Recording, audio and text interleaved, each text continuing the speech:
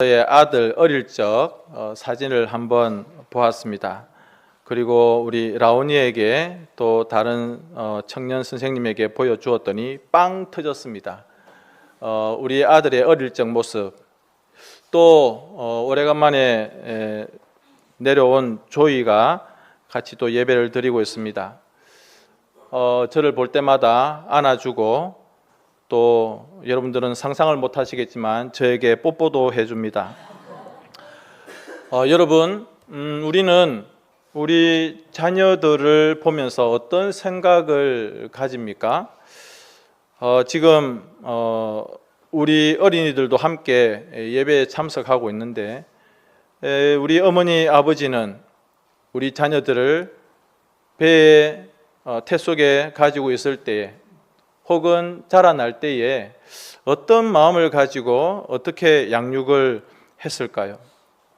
성경에 보면 아주 믿음이 좋은 그런 신앙의 위인들도 자식 교육, 자식 농사에는 큰 어려움을 또는 실패를 본 경우도 봅니다. 기도의 사람 사무엘, 그런데 사무엘의 자식들은 그렇게 훌륭한 자녀들이 아니었습니다. 다윗 왕도 마찬가지입니다. 굉장히 믿음이 좋은 분이지만은 다윗은 자식 농사가 참 어려웠던 분입니다. 그래서 오늘 저는 여러분들과 함께 어린이 주일날 이 말씀의 제목으로 함께 은혜를 나누고자 합니다. 우리 같이 한번 제목을 따라서 하겠습니다. 이런 자녀를 주옵소서. 첫 번째 제가 나누고 싶은 것은 지혜입니다. 여러분들은 자녀들에게 칭찬을 하십니까? 학교에서 시험을 치고 좋은 성적을 가지고 오면 칭찬을 하십니까? 그런데 성경은 우리에게 어떻게 말씀하시냐면 자녀들의 시험 성적으로 너희들이 기뻐할 것이 아니다. 너희들이 기뻐할 것은 자녀들의 마음 가운데 지혜가 있을 때 그것으로 인하여서 기뻐해야 된다라고 말씀하고 있습니다. 그러면 우리 자녀들의 마음속에 있는 지혜는 무엇인가? 그것은 하나님의 말씀을 마음에 우리의 자녀들이 가지고 있는가라고 하는 겁니다. 저는 오늘 아침 잠시 한 번 더 설교를 묵상하면서 찬송가 199장을 다시 한번 펼쳐보았습니다. 나의 사랑하는 책 비록 헤어졌으나. 성도님 여러분, 우리 자녀들이 어릴 적부터 하나님의 말씀을, 성경을 마음에 담아야 됩니다. 그리고 부모된 여러분들, 우리들이 하나님의 말씀을 늘 가까이 하여서, 그리고 찬송가 579장에 아침 저녁 읽으시던 어머니의 성경책, 어머니 된 우리 성도님 여러분, 집에서 여성 잡지 혹은 쇼핑책을 들춰볼 것이 아니라 여러분의 손때 남은 그 성경책, 아버지가 읽으시고 어머니가 읽으셨던 그 성경책, 그리고 그 성경 말씀으로 교육받은 우리의 자녀들이 힘이 들고 어려울 때 그 말씀을 기억하는 것이죠. 들려주신 귀한 말씀, 이제 힘이 됩니다. 여러분, 이게 지혜라고 하는 것입니다. 우리 자녀들의 마음 가운데 지혜, 그러니까 하나님의 말씀이 쌓일 수 있도록 학원 보내고 성적을 다그치고 너가 여기까지는 돼야 되는데 너는 이 점수가 되고 이 성적이 되어야 되는데 라고 아이들에게, 우리 자녀들에게 그렇게 요구할 것이 아니라 우리 자녀들의 마음 가운데 하나님의 말씀이 쌓일 수 있도록, 그리고 어머니 아버지가, 우리 어른들이 성경을 읽고 하나님의 말씀을 가까이 하는 그 모습들을 통해서 우리 아이들이 지혜를 배울 수 있도록 그렇게 해야 되겠다는 것입니다. 두 번째로는 정직입니다. 16절. 저는 어릴 적에 거짓말을 참 많이 했던 것 같습니다. 그런데 오늘 성경은 자녀들에게 하나님, 우리의 자녀들이 정직할 수 있도록 해 주십시오. 메가더 장군이 하나님, 나에게 이런 아들을, 이런 자식을 주십시오라고 기도했던 메가더의 기도문이 있습니다. 거기에도 이 내용이 나오고 있습니다. 거짓말을 말하는 것이 아니라 정직을 말할 수 있는 나의 자녀가 되게 해 주십시오. 여기 우리 어린 친구들이 있지만 금방 들통이 납니다. 엄마 아빠에게 거짓말을 하면 금방 들통이 나요. 엄마는 다 알아요. 아빠는 다 압니다. 그런데 우리 자녀들이 그걸 배워야 돼요. 들통 나서 그냥 차라리 야단을 맞더라도 거짓말을 하지 아니하는 정직한 우리의 자녀들이 될 수 있도록 그렇게 가르쳐야 됩니다. 저는 가끔 텔레비전에서 이렇게 청문회나 이런 여러 가지 지도자들, 정치인들의 모습을 봅니다. 많은 사람들이 보고 있고 방송하는 중에도 그 사회의 저명인사, 유명한 사람, 높은 자리에 있는 사람들이 입에 거짓말을 달고 삽니다. 안 했다, 못 봤다, 나는 모르는 일이다, 기억이 안 납니다. 적절치 않은 것 같습니다. 다 잠시의 위기를 벗어나고 요행을 바라면서 거짓말을 하는 자들이죠.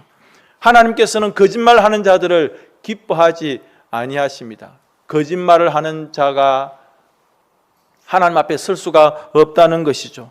성도님 여러분, 우리의 자녀들이 당장 어떤 어려움을 받더라도 정직을 말할 수 있는 그런 자녀들이 될 수 있도록 우리가 가르치고 기도해야 되며 또 우리도 그렇게 살아야 되겠습니다. 세 번째로는 17절에 여호와를 경외하는 것입니다.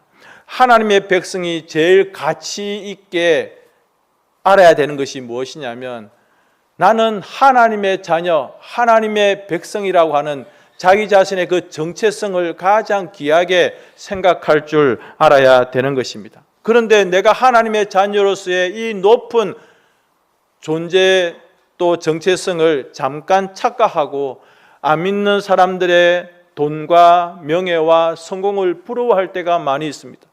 야, 저 사람은 교회를 안 다니는데도 왜 저렇게 건강하지? 저 사람은 교회를 안 다니고 불교를 믿는데도 왜 저렇게 잘 되는 거야? 아유, 저 집 애들은 일요일날 학원을 보내고 공부도 1등하고 좋은 대학을 다니고, 그렇게 생각을 하시면 우리가 가지고 있는 이 영적 자존감들이 막 무너지기 시작합니다. 비교하면 열등의식에 빠지고, 왜 나는 이렇게 안 되지? 왜 우리는 이렇게 안 되지? 왜 우리 아들, 딸들은 저 집 아이들만큼 하지 못하는 것이지? 그런 생각에 빠질 때가 많이 있습니다. 그러다 보면은 엇길로 가는 거예요. 세상 사람들이 추구하고 인정하는 돈과 명예와 성공을 향하여서 나의 이 믿음의 걸음을 방향을 틀어서 나도 그냥 그쪽으로 가는 경우들이 많이 있다고 하는 것입니다. 그러나 여러분, 그 사람들은 하나님을 몰라요. 하나님을 인정하지를 않습니다. 땅의 축복만 바라보며 살아가는 사람들, 하늘의 진짜 영원하고 풍성한 진짜 복을 알지 못하고 땅의 복만 쫓아서 살아가는 그 사람들은 하나님께서 인정해 주시는 가장 귀한 축복을 알지 못하고 살아가는 어리석은 사람들인 것입니다. 그러므로 성도님 여러분, 가장 귀한 것, 하나님을 경외하며 살아가는 것. 오늘 아침에 우리 주일학교 아이들이 선생님과 함께 새로운 찬양을 배웠습니다. 코람데오. 코람데오가 무슨 뜻인 줄 알아요? 라고 하니까 아이들이 놀라는 거죠. 와, 여러분 대단하지 않습니까? 우리 주일학교는 주일학교 어린이들한테 코람데오가 무슨 뜻인지 물어봅니다. 대단합니다.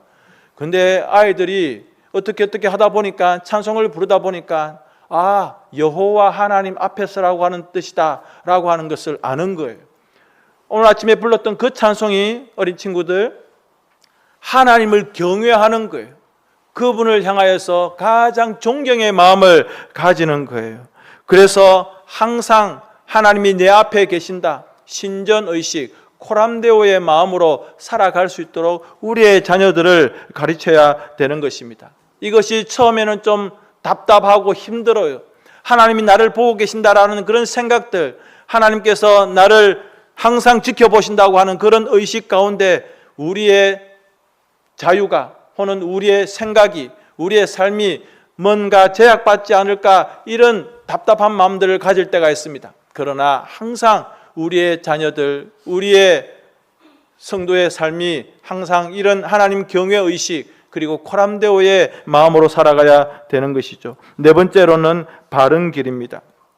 오늘 장로님께서 기도해 주신 것처럼 디모데, 어릴 적부터 어머니야 그리고 외할머니가 디모데를 신앙으로 말씀으로 잘 가르친 것처럼 여러분, 우리의 자녀들이 어릴 적에 성경을 알고 주일학교를 다니고 찬송을 부르고 신앙교육을 받을 수 있다고 하는 것이 얼마나 큰 은혜이고 복인지 모릅니다. 왜냐하면 지금 우리 엄마 아빠보다, 지금 우리 할아버지 할머니보다 더 큰 복을 받을 준비를 지금 하고 있는 것이고 이미 복을 누리고 있다는 것을 믿으시기 바랍니다.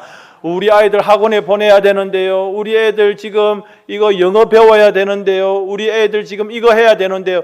여러분, 이런 것에 너무 우리 자녀들을 몰아세우지 말아야 되는 것입니다. 어릴 적에는, 그리고 장성에서도 계속해서 하나님의 말씀을 배우고 바른 길로 걸어갈 수 있는 그 길을 잘 지도해야 되는 것입니다. 우리 아이들이 붙드는 것은 장난감이 아니고, 우리 아이들이 붙드는 것은 핸드폰이 아니고, 우리 아이들이 붙드는 것은 게임기가 아니라 하나님의 말씀을 붙들고 살아갈 수 있도록, 그래야 이 힘든 세상에서 비틀어지고 넘어지고 자빠지지 아니하고 바른 길로 걸어갈 수가 있다고 하는 것입니다. 그런데 우리의 앞길에 함정이 많아요.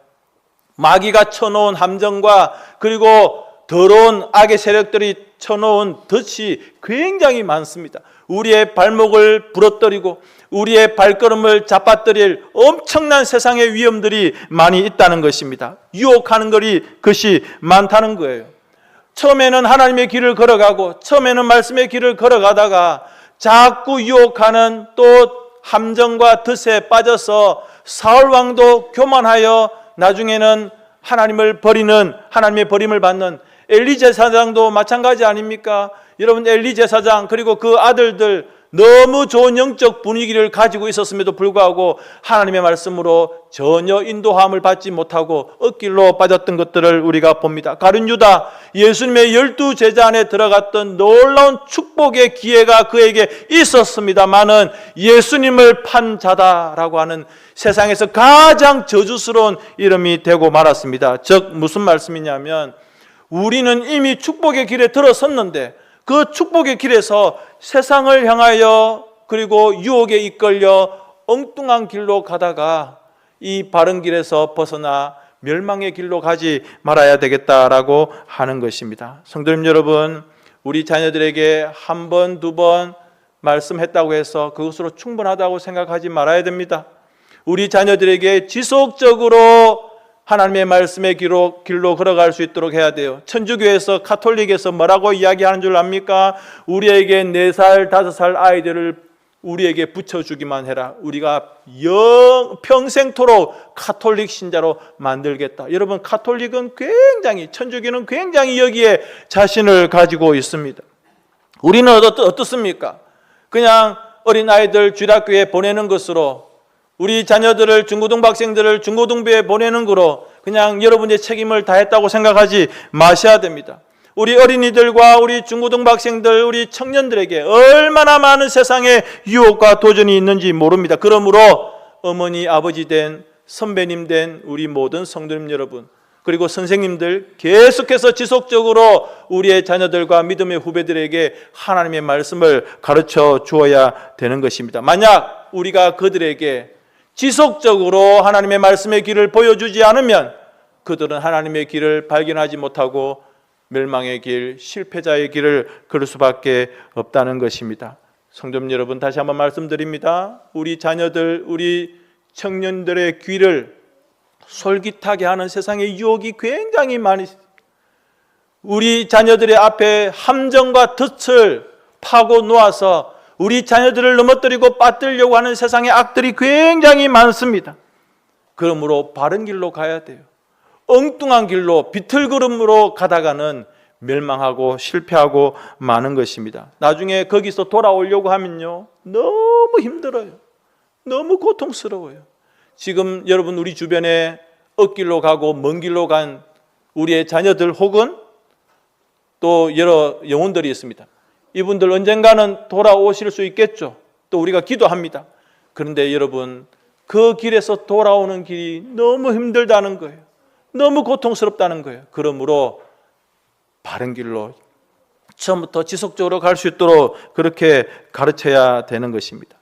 여러분들에게 1994년 5월 19일 날 있었던 사건 하나, 강남구 삼성동 100억의 재산을 가지고 있는 부모님이 아들에 의해서 죽임을 당하고 집을 불태우는 박한상 사건을 아실 것입니다. 이 사건은 아직까지 이 박한상이 사형 선고를 받았고 제가 알아본 바에 의하면 아직 사형은 집행되지 않았다고 합니다. 그런데 여러분, 오늘 저는 여러분들에게 놀라운 내용을 하나 말씀을 드리겠습니다. 이 박한상 사건이 터지고 난 이후에 온 나라가 어떻게 부모를 죽일 수 있느냐, 부모의 그 100억대 재산을 자기가 가지려고 엄마 아버지를 칼로 무참히 죽여버린, 그리고 집에 불을 내고 자기는 이 사건과 무관한 것처럼 하려고 했던 이 사건, 온 국민이 분노했을 때 한 목사님이 텔레비전 뉴스를 보다가 혹시 저 박한상 내가 아는 그 사람 아닌가? 나중에 이 목사님이 감옥의 교도소에 이 청년을 찾아갔습니다. 당시 23살이었죠. 이봐 청년, 혹시 나를 알겠는가? 그때 박한상이 고개를 들더니 고개를 끄덕이는 겁니다. 박한상이 학생이었을 때 그의 아버지가 고등부 부장 선생님이었어요. 그리고 이 아이는 이제 수련회를 통해서 굉장히 은혜를 많이 받았어요. 그리고 자기가 중고등부 회장 학생으로서 열심히 봉사할 마음을 가지고 수련을 마치고 교회 성도들과 친구들 앞에서 간증을 했습니다. 나는 참 이번에 은혜를 많이 받았습니다. 나는 앞으로 열심히 신앙생활을 할 거예요. 그런데 집에 돌아왔을 때 아버지가, 어머니가 하는 말이 이렇습니다. 너 이제 교회 다니지 말아라. 여러분, 아버지가 부장 선생님이에요. 너는 이제 대학에 가야 되니까 교회를 끊고 학원을 열심히 다녀라. 이제 신앙의 불을 가지고 열심히 신앙생활을 하고, 그리고 하나님이 기뻐하시는 삶을 살려고 앞에서 간증까지 하고 결단까지 했던 이 아들에게 아버지가, 부모님이 하는 말이 교회는 쉬고 좋은 대학 가야 된다.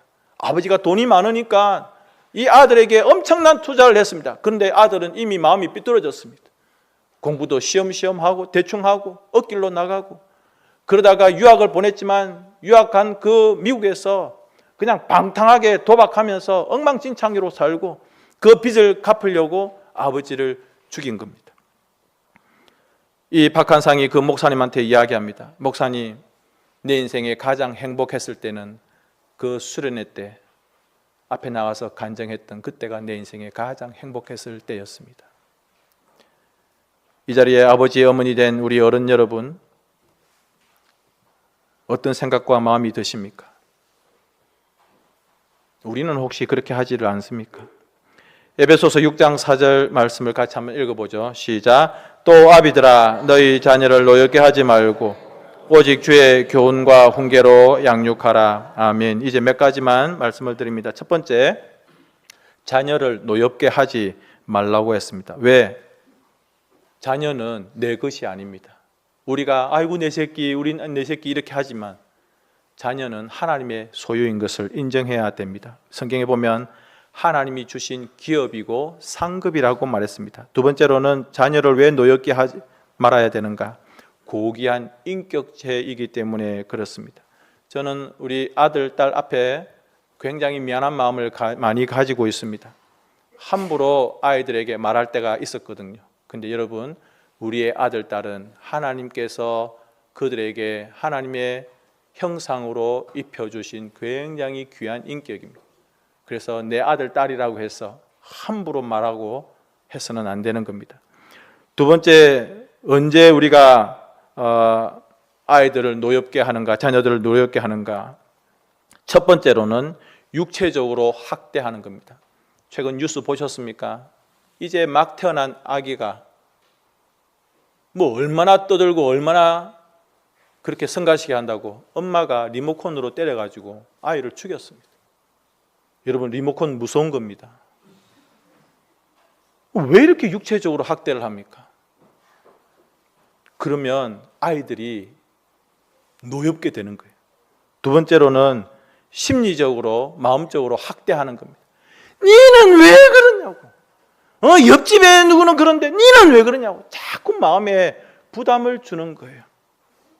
이렇게 하면 안 됩니다. 세 번째로는 무관심입니다. 제가 뉴스를 자주 이야기해서 여러분들이 어떻게 하실지 모르겠지만, 어떤 부모는 게임을 하느라고 애가 분유를 못 먹고 젖을 못 먹고 굶어 죽어가고 있는데도 게임 중독에 빠져 있는 이런 엄마 아빠들이 요즘 있다는 거예요. 우리 자녀들에게 관심을 가져야 되지, 무관심하면 우리 아이들이 나중에 우리 아빠는, 우리 엄마는 나에게 무관심해, 관심이 없어. 이게 자녀들을 노엽게 하는 겁니다. 네 번째로는 이해심 부족입니다. 어른 여러분, 저도 가끔 그럴 때가 있는데, 나 때는 말이야, 아이고 이 녀석들 하면서 그 흘러간 옛날 이야기를 내 때는 말이지, 내가 클 때 말이지, 이런 거 해서는 안 됩니다. 그러면 자녀들은 노엽게 되는 거예요. 저도 아버지에게 그런 이야기 많이 들었습니다. 제가 좀 뭐 불평을 하면 내 때는 말이지, 아버지 그런 이야기 하실 때마다 답답했어요. 괜히 아버지 욕하는 것 같아서 이상하네요. 다섯 번째는 일관성이 모자랄 때입니다. 우리 아이들이 굉장히 혼란스러울 때가 있습니다. 그것은 주일학교 선생님을 하는 부모님을 볼 때입니다. 주일학교 또는 중고등부 선생님으로 우리 엄마 아빠는 아이들 앞에 설 때마다 얘들아 안녕, 샬롬, 할렐루야, 아이고 왔구나. 집에 가서는 니마 이미란 이러면 막 아이들 굉장히 혼란스러운 거예요. 아니 교회에서는 천사인데 집에 오면 막 괴물처럼 변해가지고 하니까 일관성이 부족하는 거예요. 아이들이 스트레스를 받고 믿음의 길에서 벗어날 때가 있는 거예요. 제가 권사님 욕을 하는 거 절대 아니라는 거 아시죠? 여섯 번째로는 부모가 모범을 보이지 않을 때입니다. 우리 아이들은요, 부모님의 뒤통수를 보고 자랍니다. 엄마 아빠가 뭘 하는가? 힘들 때 어머니가 손 모으고 기도하는 모습, 집안이 어려울 때 아버지가 성경책을 펼치고 거기에 묵상하는 모습, 그런 모습들을 아이들이 바라보는 거예요. 주일날 교회에 오셔서도 예배를 단장하게 드리고, 또 집에 가서는 가족들과 함께 가정예배 드리고, 또 자녀들 머리 위에 손 얹고 하세요. 여러분, 아버지가 아들, 딸 머리 위에 손 올리고 기도하세요. 할아버지, 할머니들 용돈 5만 원 주려고 손 벌벌벌 하지 말고 아이들 머리 위에 손 얹고 축복 기도를 해 주시라는 거예요. 일곱 번째로는 부모님들이 자기 자신들의 잘못을 인정하지 않을 때입니다. 아버지가 잘못하면 아이들한테 잘못했다고, 아들아 내가 이번에 잘못했구나, 인정을 해야 돼요. 그런데 어른의 어떤 그게 체면이 있지, 내가 어떻게 아들, 딸 앞에서 잘못했다고 이야기를 할 수 있느냐, 이게 잘못된 겁니다. 어머니가 잘못하면 잘못했다고 자식들한테 이야기하세요. 그런 모습들을 아이들이 보는 거예요. 마지막 여덟 번째로는 부모님의 그 생각과 목표를 우리 아이들에게 너무 강요할 때입니다. 나는 공부를 못했으니까, 나는 가난했으니까 너는 공부를 죽으라고 해야 돼, 너는 성공해야 돼, 아빠가 못한 꿈을 너는 이루어야 돼, 이렇게 아이들이 막 요구하면 애들이 노엽게 되는 거예요. 아니 본인이 못해놓고 나에게 그러면서 교회 가가지고는 교회에서 뭐 이러쿵 저러쿵 하는 모습들을 보면 애들이 굉장히 혼란스럽다는 거예요. 자, 결론입니다. 성경은 우리 자녀들을 어떻게 가르치라고 합니까? 주의 교훈과 훈계로. 저는 오늘 이 자리에 함께하고 있는 우리 어린 친구들, 또 중고등부 우리 청년 형제 자매들, 그리고 우리 성도님 여러분, 우리 모두가 오늘 말씀을 꼭 기억해서 하나님의 말씀으로 양육받으며 하나님의 훈계로 가르치고 또 바른 길로, 생명의 길로 그렇게 걸어가시는 우리 모든 자녀들과 부모님과 성도님, 우리 교회 되실 수 있기를 주님의 이름으로 축복합니다. 이 시간 잠시 한번 치유와 축복의 기도를